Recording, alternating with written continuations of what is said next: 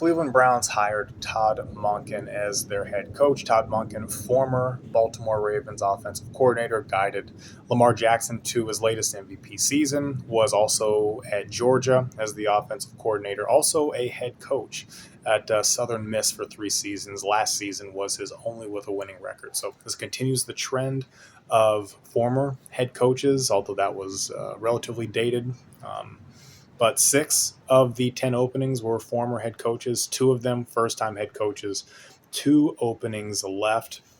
The interesting thing about the Cleveland one was the choice. They had a very difficult time filling this role, and I honestly didn't think it was the worst job on the market. I think the Arizona Cardinals are the worst job on the market because, at least with Cleveland, they did have a really good defense. Yes, the quarterback situation not great, but there were some pieces on offense. Um, but this one was tough.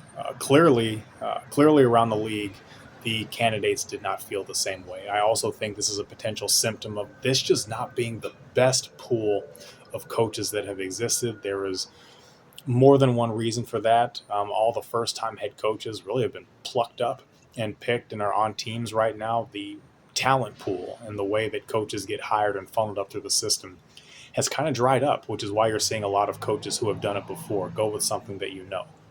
Um, Interesting enough, Jim Schwartz was a candidate for this job and would have been a former head coach in the NFL when he was in Detroit.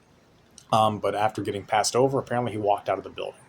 And while I understand him being upset, I am happy for him that he doesn't have this job because when he was in Detroit, things just never were able to click. Yes, he had Matt Stafford, but everything else just wasn't functioning the right way. And if he had taken this job, I think it would have been a worse situation than that.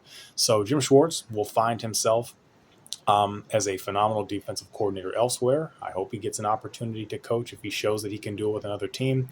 I'm not unhappy for him that he didn't get this for the at least long-term health of his potential head coaching career. So there's that. 2 openings left: Cardinals and Raiders. One of their candidates might be in the Super Bowl as we speak. So we just don't know. We're going to have to see, but we'll keep track. Like, subscribe, and engage. We'll get you in the next one.